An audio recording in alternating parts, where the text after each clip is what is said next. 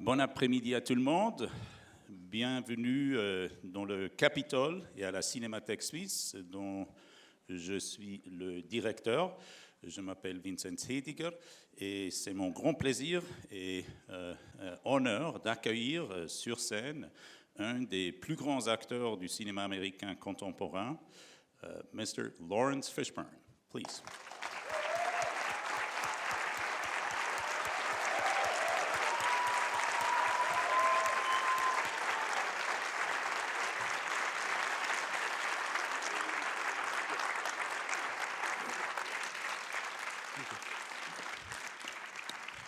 Thank you, thank you, thank you. Merci, merci, merci. Okay, welcome and thanks for coming here and taking the time out of your busy schedule to have this conversation. Your career spans 6 decades now. It covers every format of filmed entertainment imaginable, from large-scale blockbuster films to television series, all genres, and you're an award-winning stage actor as well. I was just thinking the other night, I used to be an academic, and if I ever go back to teaching, I think I will design a course called Introduction to American Cinema since 1970 and screen only Laurence Fishburne films. And that is entirely possible. Thank you. That is totally possible. Yeah. Votre carrière couvre 6 décennies aujourd'hui. Vous avez fait tout ce qu'on peut imaginer en termes de divertissement et de moyens d'expression, le théâtre, la série, le film, des films à gros budget, des blockbusters, etc. Et je me disais, j'étais universitaire dans une vie antérieure, et je me disais, en fait, je pourrais faire un cours sur l'histoire du cinéma depuis 1970 en ne montrant que des films avec Laurence Fishburne. Yeah, I mean, you've worked with all the great directors. Francis Ford Coppola gave you your first break in cinema. You worked with Steven Spielberg, Spike Lee, John Singleton, who we're going to talk about, the Wachowskis, then brothers, now sisters, yes. Clint Eastwood. This is just an amazing career. I've been very fortunate. Yeah. I've been very blessed, and I love what I do. 6 decades. When you say it like that, it's hard to believe. 1972. You got started at 11 years old in television. How did that happen? My mother recognized that I had a gift. My mother was a teacher, and she encouraged me, and I resisted for a while. At the age of 10, I finally relented because I realized if I got a job as an actor, they would pay me. Right. Wow, okay, you get paid for this? Yeah, good thinking for an 11-year-old. J'ai eu beaucoup de chance, dit Laurence, de travailler avec tous les grands noms que vous avez cités. Mais en même temps, voilà, quand on le présente comme ça, 6 décennies, ça fait quand même beaucoup. Vincent disait que vous avez commencé en 72, vous aviez 10 ans, 11 ans. Et effectivement, oui, ma mère a reconnu que j'avais un talent, que j'avais un don, mais j'ai résisté pendant longtemps. Jusqu'au moment où, à 10 ans, je me suis dit, mais en fait, si je fais ça, je vais être payé. Et donc, finalement, c'est comme ça que je me suis lancé. There's the story that you managed to get cast in Apocalypse Now by faking your age. You pretended to be older than you were, and then shooting took so long that you had actually reached the age that you were pretending to be when the film was done. Yes, I told them that I was 16 when I was 14, but they knew how old I was. It wasn't like they believed me. Okay. They knew I was lying. But they hired me anyway. I think Francis really, really saw something in me, and it changed my life. Vincent disait, on raconte que vous avez menti lors de l'audition d'Apocalypse Now, parce que vous avez dit que vous avez prétendu être plus vieux que vous ne l'étiez, mais en même temps, le film a mis tellement longtemps à se faire que le temps que le film se fasse, vous aviez l'âge que vous prétendiez avoir. Et Laurence disait, effectivement, j'avais 14 ans, j'ai dit que j'avais 16 ans. Au cours des auditions, personne ne m'a cru, ils savaient très bien que je n'avais pas 16 ans, mais voilà, ils m'ont engagé quand même. Je pense que Francis a senti quelque chose en moi, a vu quelque chose en moi, et ça a changé ma vie. Can you tell us just a little bit about that particular experience of shooting that film? There are so many stories floating around that film. Is my film school. It's my initiation into the world of artists. it's my initiation into the larger world, being a young black kid from Brooklyn, New York, and suddenly being in, the Southern Hemisphere in the Philippines and meeting people from all over the world and realizing that the world is a much bigger place. And oddly enough, it's kind of like my high school. C'était, oui, enfin, ce film, Apocalypse Now, c'était mon école de cinéma. C'était aussi un moment où j'étais en contact pour la première fois avec d'autres artistes. C'est aussi quelque chose qui m'a ouvert sur le monde. J'étais un gamin noir de Brooklyn, et puis je me retrouvais dans l'hémisphère sud, aux Philippines, à tourner ce film. Et puis, voilà, en un sens, ça a été, et bizarrement, ça a été mon lycée. You mentioned your special relationship with Francis Ford Coppola, who gave you your start in cinema. You continued to work with him repeatedly. You were in Rumblefish, you were in Cotton Club, and most recently you were in Metropolis. Can you tell us more about that relationship? Well, he's really my godfather, right? I mean, it's that kind of relationship. And he was talking about Megalopolis when we were making Apocalypse Now in 1977. He was talking about it then. So, big dream of his, and for me, it was an honor just to be able to be a part of it and see him fully realize it. I know the movie is not perfect. I know a lot of people have criticisms about it. For me, it's Francis telling his own life story. And because I know much about his life story, I love the film. And selfishly, I hope that people get it later on. Like, people didn't get Apocalypse Now when it first came out, especially in the United States. People didn't understand it. I think the same might be true for Megalopolis, in 15 years' time. La question de Vincent, c'était, voilà, vous avez une relation très, très particulière avec Francis Ford Coppola. Vous avez tourné dans de nombreux films, y compris dans Megalopolis, son plus récent. Et Laurence disait, oui, effectivement, mais en fait, Francis, c'est un peu mon parrain. Il y a quelque chose de l'ordre de cette relation-là entre nous. Et Megalopolis, en fait, quand on tournait Apocalypse Now, donc en 77, il parlait déjà de Megalopolis. Et c'était vraiment un honneur pour moi de pouvoir participer à ce projet-là. Je sais que le film a été critiqué. Il y a beaucoup de gens ne l'ont pas forcément beaucoup aimé.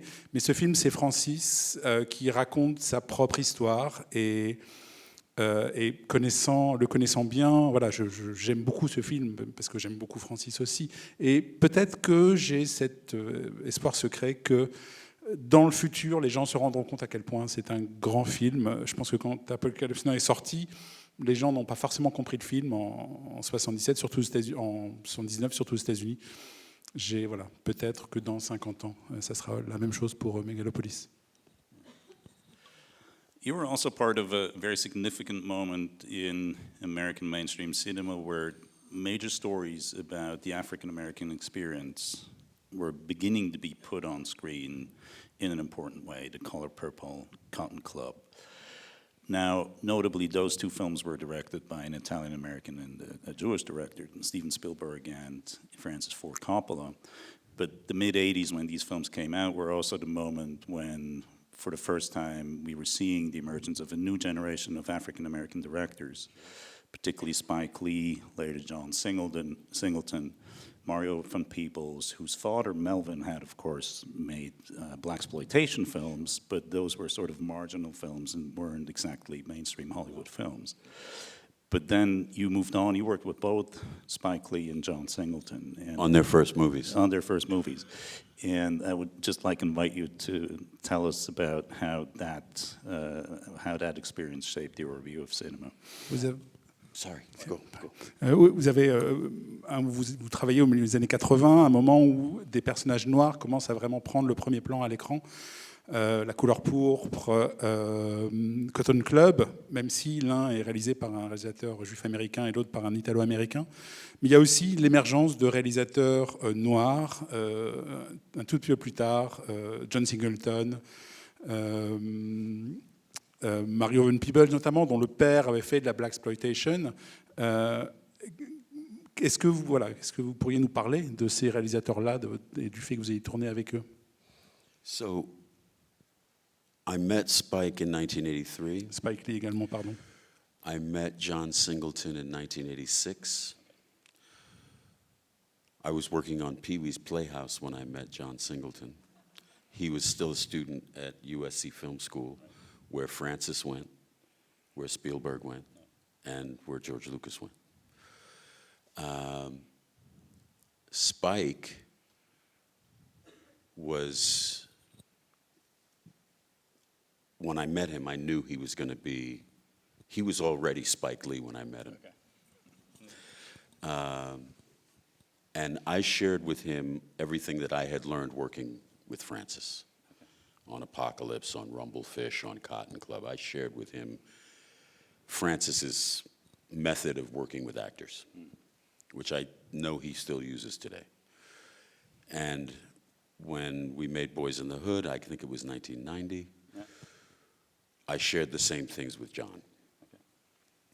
So, you know, it's this kind of tradition, if you will, that Francis brought me into, that I shared with them, and evidently it works. The method, whatever it is, it works. Yeah. But John was really special in that, I don't know if you ever met him, but he was No, very awkward. Mm-hmm. He was socially awkward. Yeah. And his first language was visual. John, when he talked to you, he talked in pictures. Okay.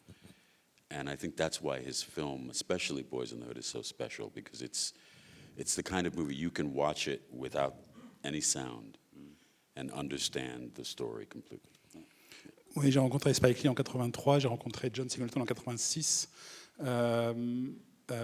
Et je travaille d'ailleurs sur au moment où je l'ai rencontré, je travaillais sur Pee-wee's House, qui est une sorte de série pour enfants aussi. Et John, d'ailleurs, était dans une école de cinéma où sont allés Spielberg, Lucas, Francis Ford Coppola, etc. Et quand j'ai rencontré Spike Lee, en fait, j'ai su que ça allait devenir Spike Lee quelque part. Il était déjà, voilà, c'est déjà le personnage qu'on a encore aujourd'hui. Et je lui ai parlé d'Apocalypse Now, de mes expériences sur ce tournage-là. Je fais la même chose avec John Singleton. Et on a tourné avec John Boys in the Hood en 90.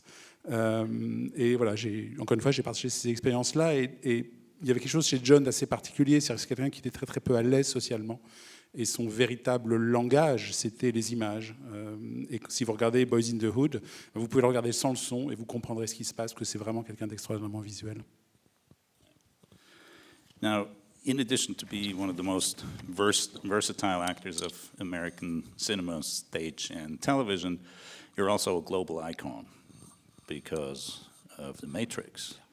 I have in my office a set of nested Russian dolls painted over with the characters from from The Matrix, which was given to me by a Russian student who had a bit of a difficult trajectory towards his degree. He wrote his bachelor thesis in prison, but like he would give me gifts, and one of them that he brought from Russia was that. So that gives you a sense of what kind of a cultural presence you are. How did that project come about, and how did moving to, let's say, that stage change your life, if at all? En plus d'être un des acteurs les plus polymorphes du cinéma américain, sur scène ou sur les planches, vous êtes aussi une icône mondiale. Grâce à Matrix, dans mon bureau, j'ai des poupées russes qui m'ont été offertes par un étudiant russe où il y a des personnages de Matrix dessus. Qu'est-ce que ça fait? Qu'est-ce que ça vous a fait? Et comment est-ce que vous êtes arrivé à ce projet? So,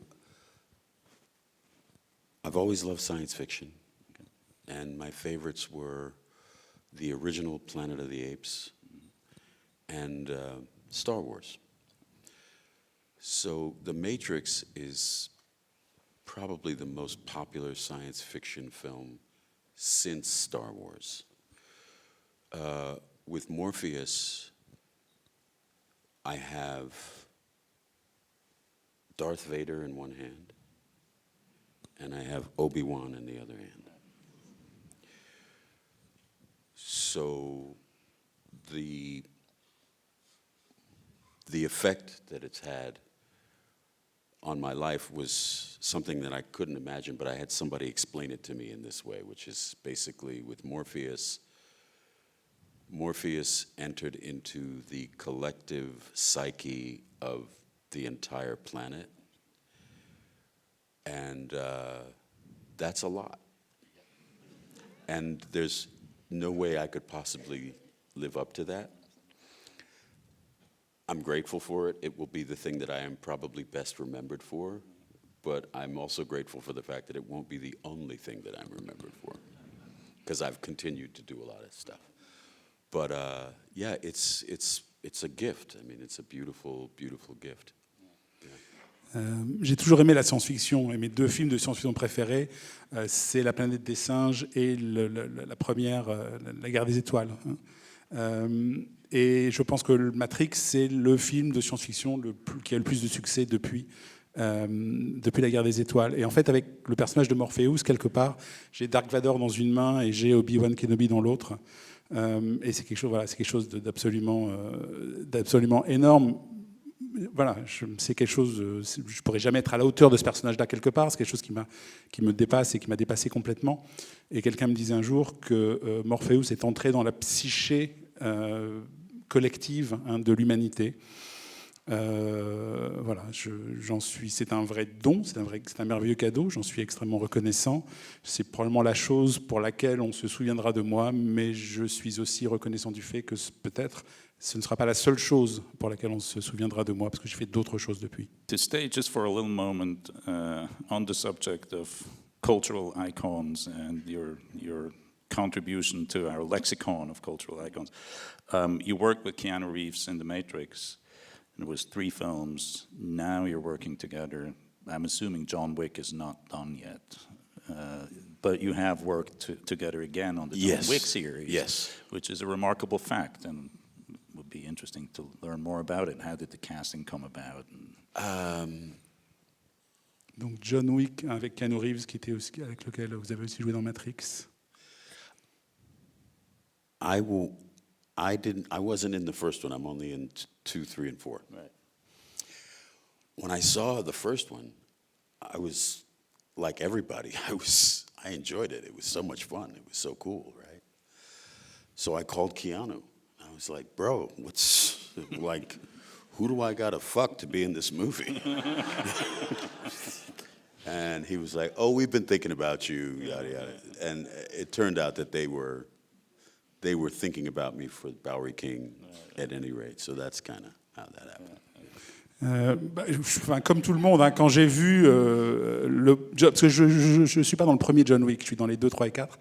Et quand j'ai vu le premier John Wick, je suis comme tout le monde, j'ai vraiment pris mon pied. Je trouvais que c'est un film vraiment fun. Donc j'ai appelé Keanu et j'ai dit écoute mon frère, ce film il est incroyable, avec qui je dois coucher pour être dans le suivant?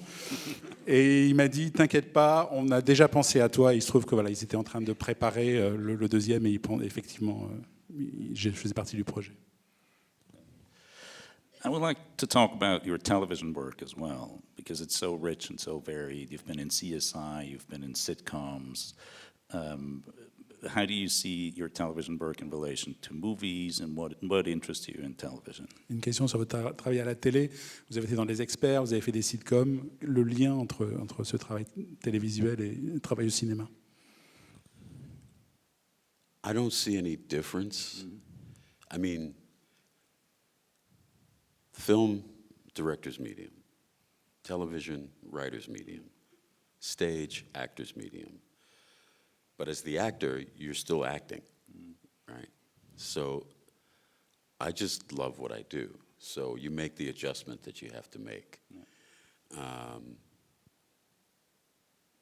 The CSI, Les Experts, right? That was an interesting job because the star of that show is the crime that they're solving for each episode. And once you understand that as an actor, then you know what your job is. Your job is not to be the star. Your job is to solve the crime. You're playing against the crime, basically. Yeah, and you make the audience feel safe. Like somebody is out there trying to keep us all from this kind of fate. You know, it's great. Pee-wee's Playhouse was my, entry into comedy, because I hadn't really done a lot of comedy. And Blackish also. Comedy, family, something for everyone. For me, the work I've done in television has been satisfying because it's completely different from what I've done in film, and it's completely different from what I've done on stage. Pour moi, il n'y a pas de différence, en fait, en tant qu'acteur. Après, le cinéma, c'est effectivement le moyen d'expression du réalisateur, le théâtre, c'est le moyen d'expression de l'acteur, et la série, c'est le moyen d'expression du scénariste ou du showrunner. Mais par exemple, sur les experts, c'était extrêmement intéressant, en fait, parce que la star dans un épisode des experts, c'est le crime qu'il faut résoudre, qu'il faut élucider. Et une fois qu'on a compris ça, en tant qu'acteur, voilà, on sait ce qu'on a à faire. On n'a pas à être la vedette de l'épisode, on a simplement à résoudre ce crime. Et peut-être on donne au public, aux téléspectateurs, un sentiment de sécurité. Parce que voilà, il y a des gens qui se battent ou qui travaillent, etc., pour éviter qu'il leur arrive ce genre de mésaventures. Pee-wee's Adventure, Blackish, c'était vraiment ça a été mon entrée dans la comédie. Hein. Et pour moi, voilà, j'ai toujours trouvé une énorme satisfaction à travailler pour la télé. Yeah, for me, watching Blackish was a great exercise in understanding what a star image is. Because every single episode, when you were in it, I was thinking, that's Laurence Fishburne. And I had the whole repertory of your dramatic roles and, The Matrix. And it heightens the comedic effect also. It really helps that. Did you ever think about it in those terms, or you just saw it as any other role? And I mean, you know how they say comedy is harder than drama. On dit toujours que la comédie c'est plus dur que le drame, et j'adorais regarder Blackish parce que voilà, je me disais toujours, j'essayais de voir un petit peu où vous étiez, qui était Laurence Fishburne, qu'est-ce qui venait de Laurence Fishburne, ou est-ce que pour vous c'était juste un rôle comme un autre? No, I never thought of it that way. I just was like, ooh, it's the grandpa chair. Ooh, this is comfortable. J'ai jamais vu ça comme ça. Pour moi, c'était juste tiens, ça c'est le fauteuil du grand-père. Hein. On est vraiment bien dedans. C'est tout. Let's talk about theater a little bit. Sure. You've done Shakespeare, and we're going to screen a Shakespeare film, Othello. But you've also done a lot of work with plays and around August Wilson, who is one of the most important playwrights of the American stage of the last half century. Probably not as well known here, so I would like to invite you to talk a little bit about the importance of August Wilson and how that figures in your work. On va parler un petit peu de théâtre, on va montrer un film tiré d'une pièce de Shakespeare tout à l'heure, mais vous avez beaucoup travaillé aussi sur les pièces d'un dramaturge américain qui s'appelle August Wilson, qui est peut-être un des plus grands dramaturges de ces 50 dernières années, mais qui n'est pas forcément très connu ici. Est-ce que vous pourriez nous dire quelques mots à ce sujet?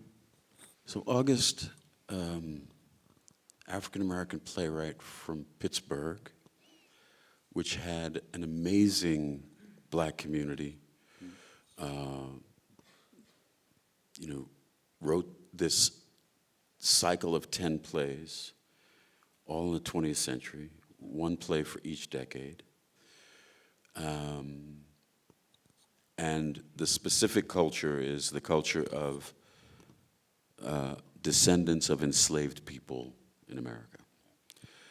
So he was dealing with themes and ideas and hopes and dreams and aspirations of those people. I did 2 of those plays. One was called Two Trains Running in 1992. I won the Tony Award in New York for that. And then I did Fences with Angela Bassett, which is the 3rd play in the cycle, at the Pasadena Playhouse in California. Denzel Washington and Viola Davis made a film version of that, and I think she won the Oscar for that. But August Wilson posthumously won an Oscar for the screenplay, I think. I don't recall that, but he did win a Pulitzer for the play. Yeah. And he was just a giant. I mean, before August Wilson, the great American playwrights were Arthur Miller, Eugene O'Neill, Neil Simon, and Tennessee Williams. And August has joined them and has had a theater named for him on Broadway. And he also gave me an incredible gift. The night that I won the Tony in New York, he told me that I should be writing. And as a result, I've written 2 plays as a result of that. And I'm eternally grateful for my experience of working with him, because he was an absolute genius. Oui, August Wilson, hein, c'est un dramaturge afro-américain de Pittsburgh et il est très connu pour un cycle de 10 pièces qui couvrent le XXe siècle, en fait, hein, une pièce par décennie, les Pittsburgh Plays. J'ai joué dans 2 de ces pièces, Two Trains Running et Fences. Pour la première, j'ai gagné un Tony, donc un Tony Award. Et la deuxième, Fences, était avec Angela Bassett. Il y a Denzel Washington qui a fait un film tiré de cette pièce-là, pour lequel Angela Bassett a gagné un Oscar et August Wilson a gagné un Oscar posthume pour le scénario. Et August Wilson, voilà, c'est quelqu'un qui s'intéresse en gros à des descendants d'esclaves, en fait, et qui dépeint les aspirations, les rêves, le sort de cette communauté-là. C'est un géant, hein, du théâtre américain. Avant lui, les dramaturges américains connus, c'était Arthur Miller, Eugene O'Neill, Tennessee Williams, Neil Simon. Voilà. Et il m'a fait aussi, en plus, un cadeau merveilleux. C'est-à-dire qu'il m'a dit, pendant qu'on travaillait ensemble, il m'a dit « Tu devrais écrire ». Et à la suite de son encouragement, de ce commentaire, j'ai écrit 2 pièces.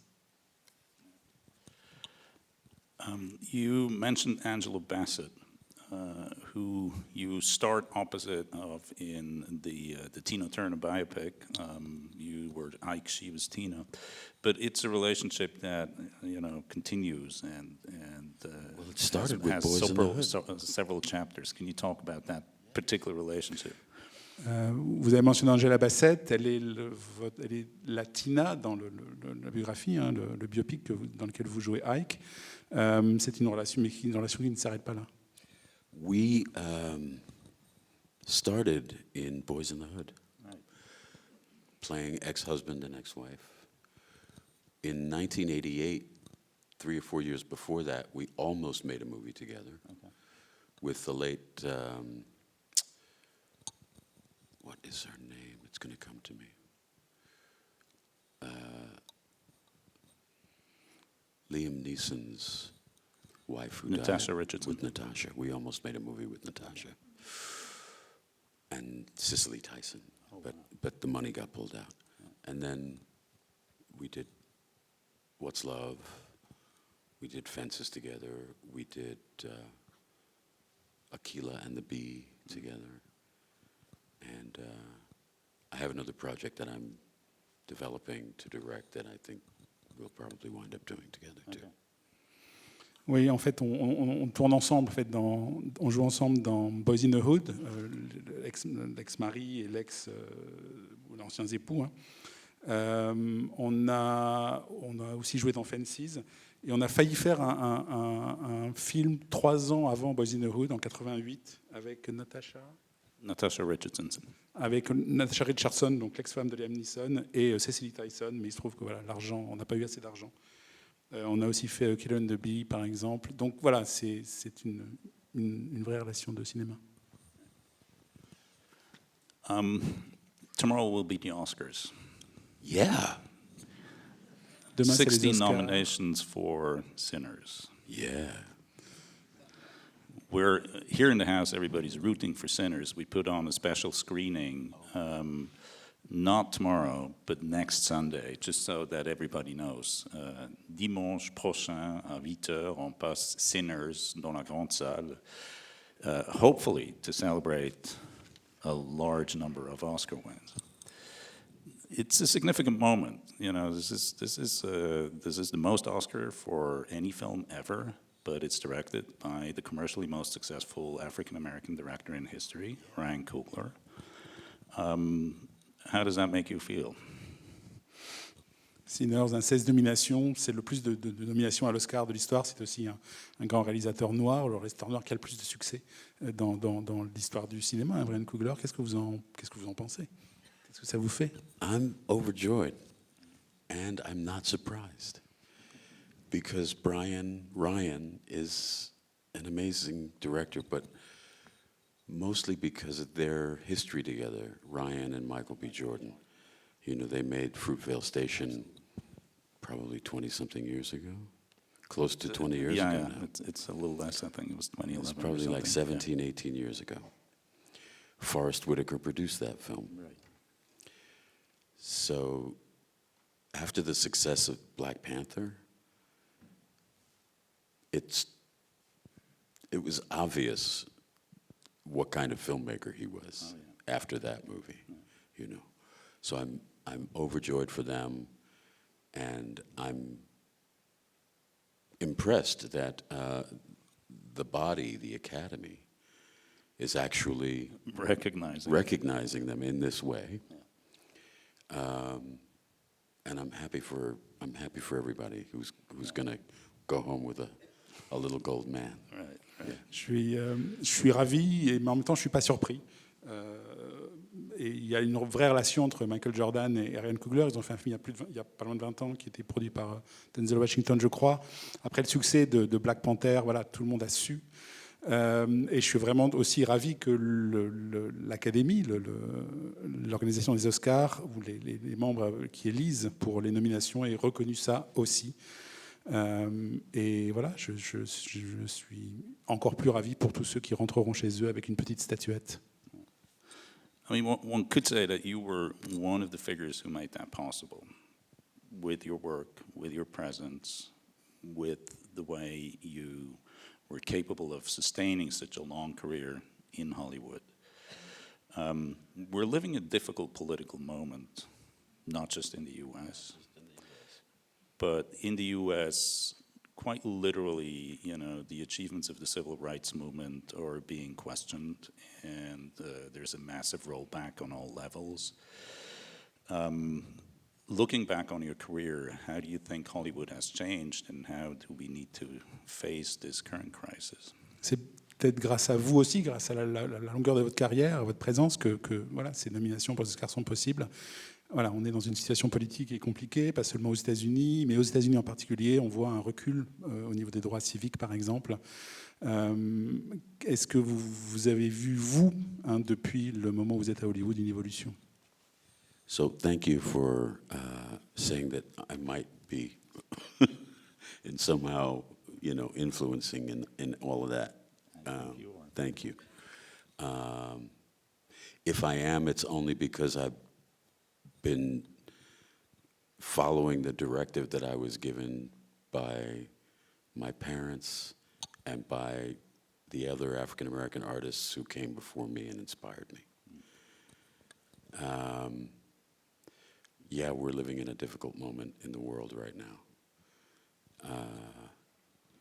And the influence that the United States has on that, and the current administration and their influence that they have on that, is mind-boggling. It's something I thought I'd never see in my lifetime. And the way that we'll be, I think the best way for us to respond is to really be everything and express everything that is counter to what's coming out of that energy, right? So we have a friend who was talking about it, said, it appears that all this stuff that they're doing is very evil. But it's our call to do the opposite. We ran into a woman in a building in London, and we were talking about, man, the world is crazy, the world is crazy. This little woman said, look at God bringing everybody together. And I thought, oh yeah, that's it. That's what we have to do. You know, the way to respond to this stuff that I'll just, you know, encapsulate with the word hate is to just continue to try and love each other and really, you know, lean into our common humanity and be the best human beings that we can be. You know, that's what I think the answer is. Merci d'avoir dit que j'ai peut-être eu une influence sur tout ça. Mais si j'en ai une, c'est parce que j'ai suivi la direction qui m'a été donnée par mes parents et par d'autres artistes afro-américains avant moi. Et voilà, effectivement, la situation est difficile et dans le monde, le rôle de l'administration américaine est énorme. J'aurais jamais pu imaginer que ce genre de choses aurait pu se passer. Et je pense que voilà, la seule chose qu'on peut faire, la seule réaction qu'on peut avoir, c'est de faire des choses contre, c'est-à-dire c'est d'être contre ce qu'ils font, de dire des choses, d'exprimer des choses qui vont à l'encontre de ce qu'ils font.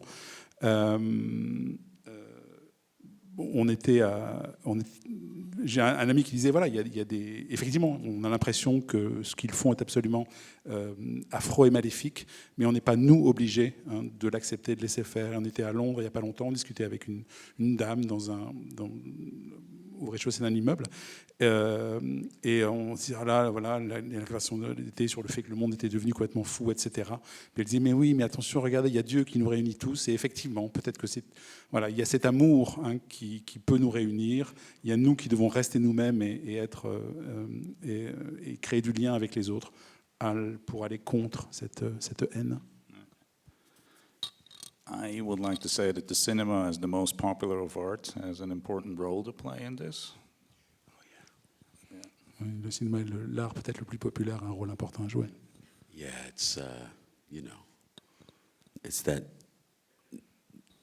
dreams made visible, and that we share together collectively when we gather in these large rooms, which is why Morpheus was so impactful as the Lord of Dream.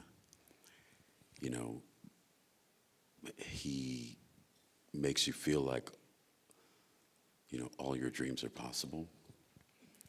So I say to all of you, you know, may all your dreams come true, whatever they are. Oui, le cinéma, c'est effectivement le lieu où l'on rend les rêves visibles. Et on peut partager ses rêves dans des grandes salles quand on est tous réunis. C'est pour ça que Morpheus, peut-être, est aussi important en tant que personnage. C'est le Seigneur des rêves. C'est lui qui nous dit que peut-être que nos rêves peuvent se réaliser. Et je voudrais à tous vous souhaiter que vos rêves se réalisent. Now, considering the wealth of your output and the richness of your work, it's hard to imagine there was anything that you couldn't do or didn't do. But I still want to ask, do you have any regrets, or are there projects that you turned down and would have preferred not to have turned down? Or was there any project you would have liked to make but couldn't? Quand on voit votre carrière, on se dit que voilà, vous avez fait tellement de choses. J'ose à peine vous poser la question, mais est-ce que vous avez des regrets, des choses que vous auriez voulu faire et que vous n'avez pas pu faire, des projets que vous avez refusés peut-être et que vous avez regretté d'avoir refusé? There were a lot of things that I was in the running for that went to other people. But I felt like they worked out the way they were supposed to. Yeah. There isn't anything that I've turned down that I regret turning down. Right. In fact, the thing that I turned down that I'm the most happy about is Pulp Fiction. Okay. Because it made my friend Sam Jackson a star. It was a star-making move for him, so I can't be angry about that. Yeah, yeah, absolutely. Yeah. But there's so much left for me to do. Right. You know, my dream is of being like older men who created some of their best work in their 60s and their 70s. Yeah. You know, that's where my focus is now. Non, j'ai pas de regret. Il y a un certain nombre de rôles pour lesquels j'étais considéré, j'étais dans la course, mais que je n'ai pas décroché. Mais ça, c'est la manière dont les choses. Voilà, ce qui s'est passé était ce qui devait se passer. Et j'ai pas vraiment. Voilà, il n'y a pas de rôle que j'ai refusé et que j'ai regretté ensuite. En fait, il y a un rôle que j'ai refusé. Je suis vraiment tellement content de l'avoir refusé. C'est un rôle dans Pulp Fiction parce que ça a permis à mon ami Samuel Jackson de devenir une star, parce que c'était vraiment un rôle qui transformait un acteur en star. Et voilà, j'espère aussi devenir un de ces vieux acteurs qui ont fait leur meilleure œuvre, leur meilleur travail dans leur soixantaine, dans leur septantaine. Ça serait mon rêve. Yeah, you're in your 6th decade, so at least 3 more to go. 6 décennies, il vous en reste au moins 3. Tell us about your dream projects. What are you working on now, and what would you like to do in your 7th, 8th decade? Non, sur quoi est-ce que vous travaillez? Vos projets rêvés, sur quoi est-ce que vous travaillez ou qu'est-ce que vous aimeriez faire au cours de votre 7e ou 8e décennie? So I'm moving into the director space more. I have 3 projects that I'm sort of juggling, and trying to develop them and get them off the ground. One is called The Rule of the Nines, which is kind of a noir murder mystery that takes place in the South. The other is a book that recently came out called A Sky Full of Elephants by a young artist named Sibo Campbell, and I'm working on that. The other one, I'm going to keep that one in here. We'll learn about it soon enough. Yeah, but I want to write some more for the theater, and maybe even try my hand at some other businesses. Like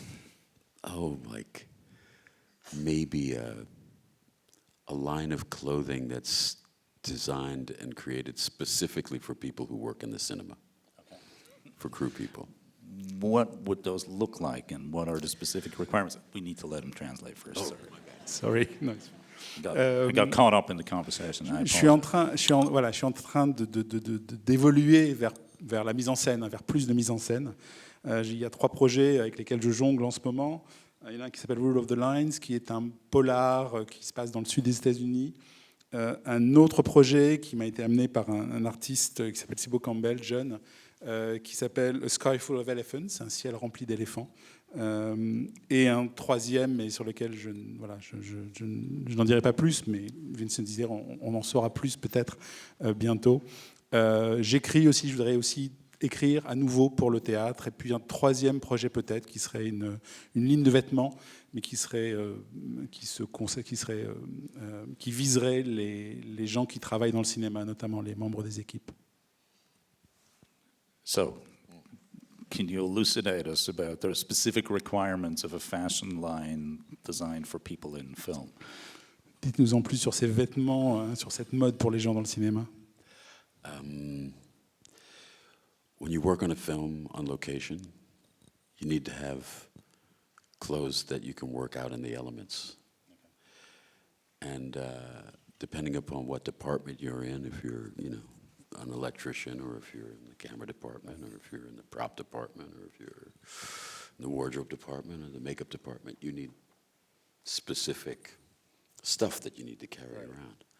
You need to stay warm, you need to stay dry, you need to stay comfortable. Okay. So that would be... So your focus is actually not on the leading people, but on the labor, on the crew, on the technicians. Yeah. The people who make us look good. Oui, quand on travaille sur un film, en fait, quand vous êtes dans les équipes, parce que ce sont des vêtements qui ne sont pas pour les acteurs, mais bien pour les techniciens. Que si vous êtes au niveau électrique, ou au niveau de la caméra, ou au niveau des costumes, etc., vous avez besoin de vêtements. Surtout si vous tournez en extérieur, ou peut-être des poches où il faut pouvoir mettre des choses, il faut être au sec, il faut être au chaud, etc. Donc c'est cette idée-là, d'aider les gens qui font les films véritablement.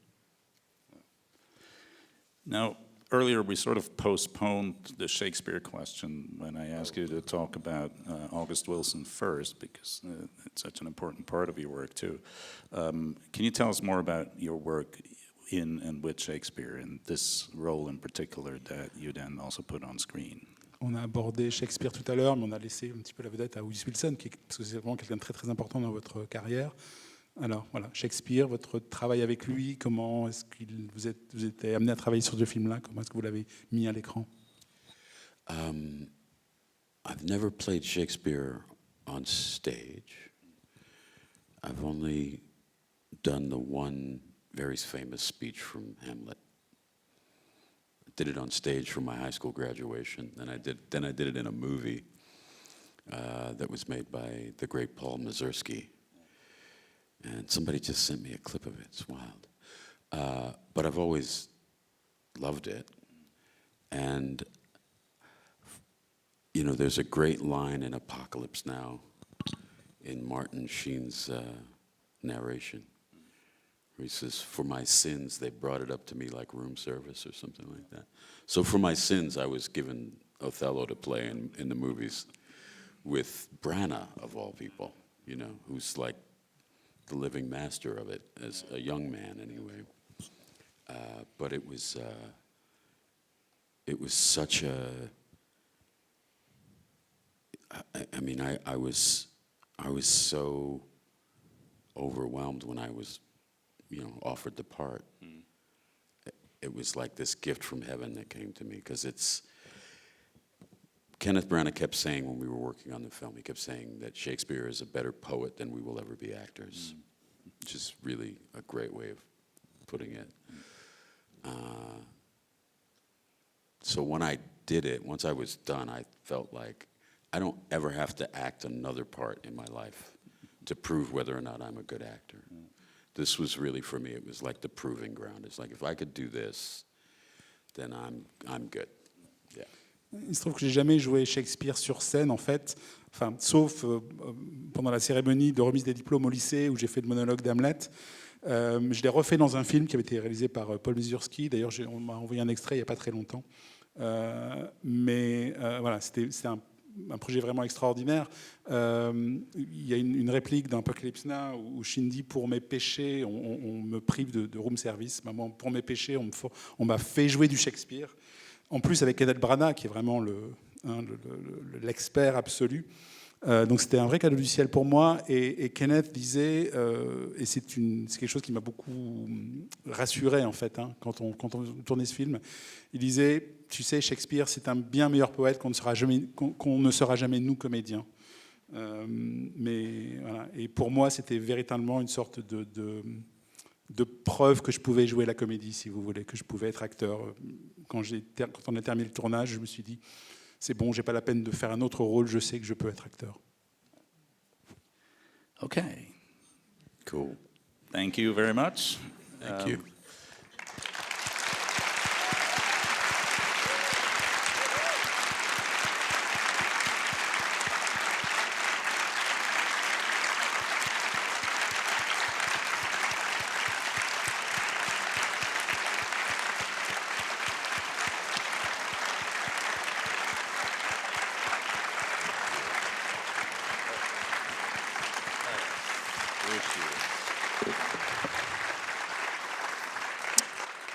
On va passer un petit clip et puis après, il y aura une belle surprise, une remise de prix. Alors, j'invite le projectionniste à passer le clip. I think we should wait in the wings for the crowd. Come.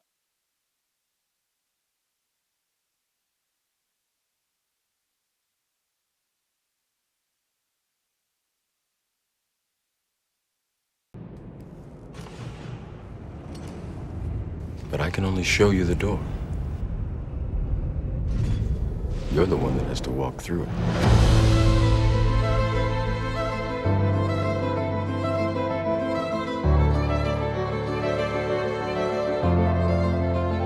You take the red pill, you stay in Wonderland, and I show you how deep the rabbit hole goes.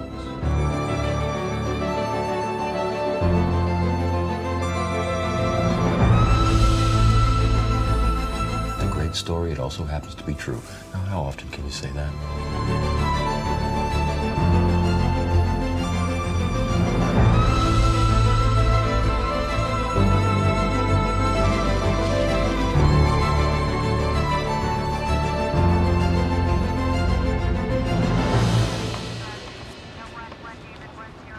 Something wrong?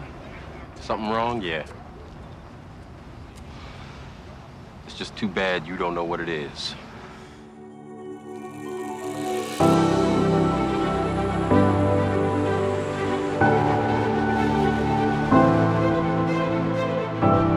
Somebody please get this man a gun. To rock and roll.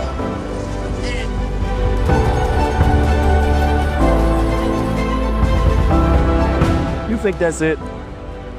Basically, yeah. Show me.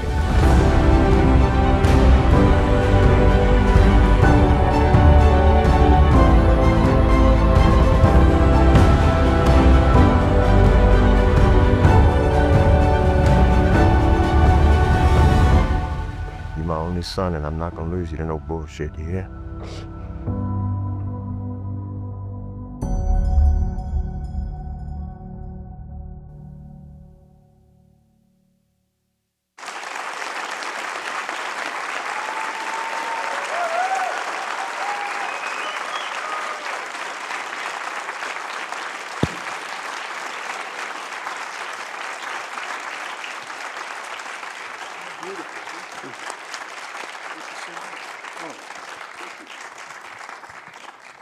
I think we're going to need a little bit of a translation here.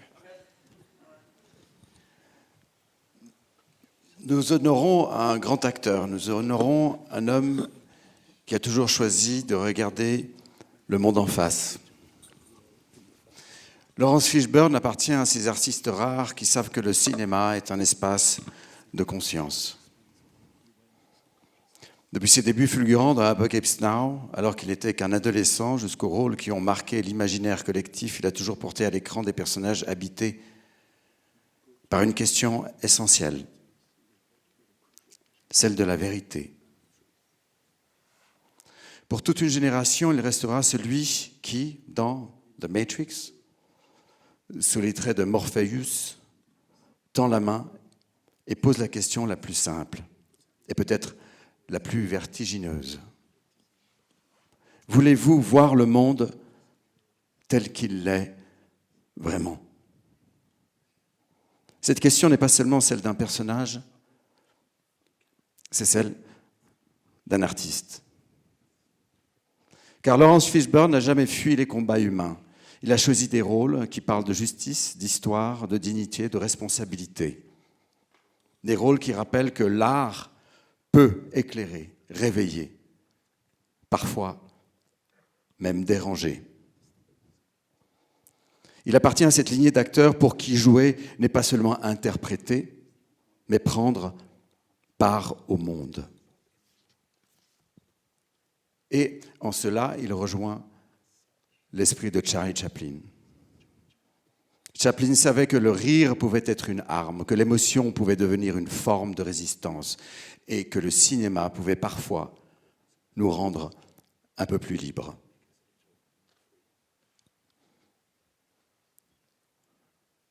Alors voilà, il y a une surprise quand même. Parce qu'il y a dans la surprise, il y a une surprise. Elle était là au début du festival. Elle devait partir. Elle est partie à Lisbonne. Ensuite, elle est partie à Lyon. Elle tenait vraiment revenir ici. C'est votre Desdémone, Irène Jacob.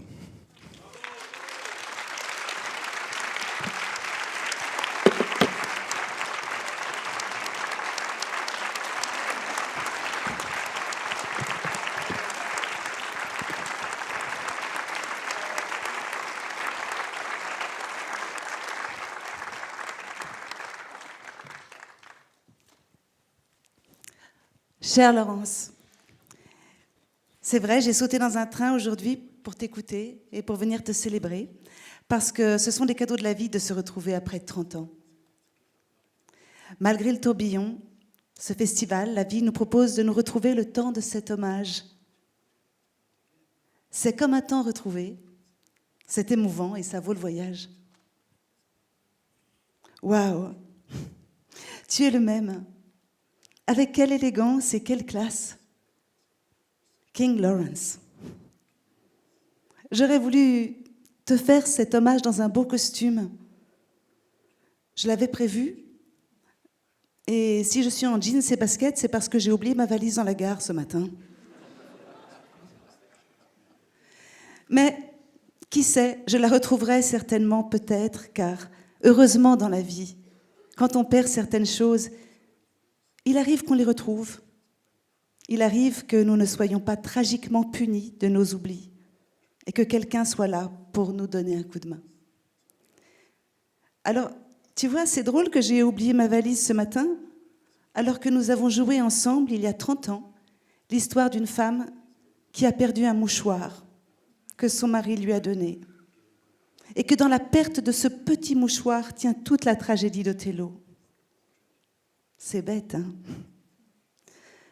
Chère Laurence, tu nous as parlé de ton travail, et je voudrais parler de ton talent.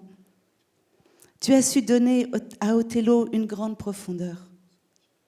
Ce n'est pas un homme jaloux que tu joues, c'est un homme malheureux, courageux, qui se trouve détruit et fragilisé tragiquement par la médisance d'autrui. C'est un mort, et tu étais, je crois, un des premiers acteurs noirs américains à le jouer. Et ça peut paraître évident aujourd'hui, mais à l'époque, ça ne l'était pas. Tu es venu avec ton élégance naturelle, comme ce prénom que tu portes, Laurence, qui veut dire couvert de laurier. Ce prénom masculin-féminin que tu portes avec charisme, toi qui es respectueux de la singularité des autres. Je crois qu'on peut dire que tu es un être spirituel, généreux, libre, large, curieux du mystère et de toutes les nuances de la vérité humaine. Tu es aimant, joyeux dans le jeu. Dans nos premières rencontres, tu nous as proposé d'échanger nos rôles. Tu jouais Desdemona et moi Othello. C'était généreux de ta part, c'était drôle. Tu viens de l'Acteur studio, tu as le jeu en passion, tu apportes tellement de profondeur à tous tes rôles. Ah, merveilleux Laurence. Oh, j'allais oublier quelque chose à nouveau, décidément, j'oublie tout. Laurence, tu sais, la couturière de la reine d'Angleterre avait brodé un petit mouchoir avec des petites fraises, le mouchoir de Desdémone. Ce mouchoir dont la perte est l'objet de toute la tragédie dans le film. Eh bien, depuis 30 ans, moi je l'ai gardé, ce mouchoir. Il a fait un peu son chemin chez moi, mais il me semble qu'aujourd'hui, il est temps que je te le donne, que je te le rende, qu'il t'apporte beaucoup de bonheur.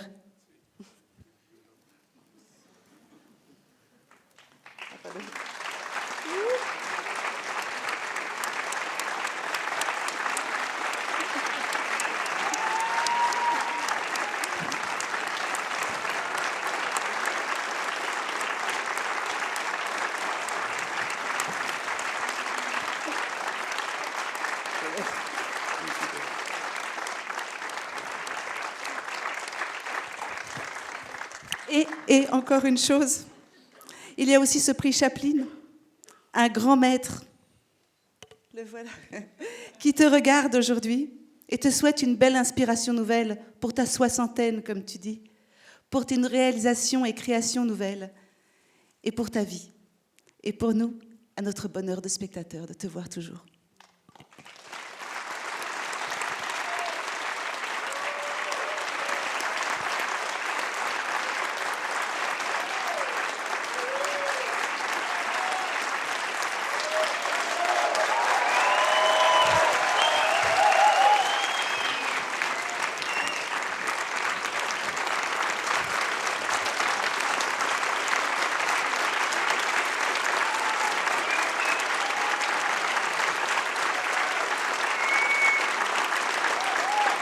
On va le laisser seul et après on fait la photo.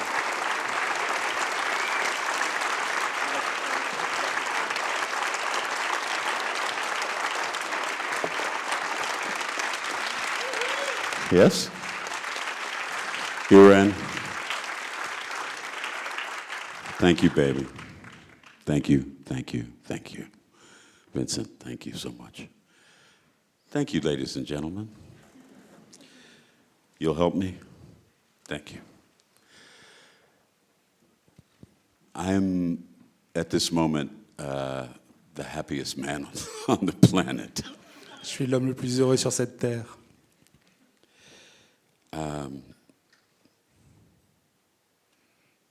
I have been really blessed and fortunate to do what I do, and the gift is that I get to do what I do. And I'm so moved by this tribute. I'm kind of at a loss for words, but I want to just say again, thank you. I'm so grateful. And I'm going to continue to try and do my best to continue to reflect and share my soul and my spirit and my love with all of you through the work that I do. And I hope that you continue to receive it and share it with everybody that you love, as I love all of you. So thank you very much. Merci. Voilà, j'ai reçu un don qui est le don de pouvoir faire ce que je fais. Je suis extraordinairement ému par cet hommage ce soir et je vais essayer de continuer à faire ce que je fais, à partager mon monde avec vous, et j'espère que vous continuerez à le recevoir et que vous partagerez ce que je peux partager avec vous, avec tous ceux que vous aimez, comme je vous aime. Merci.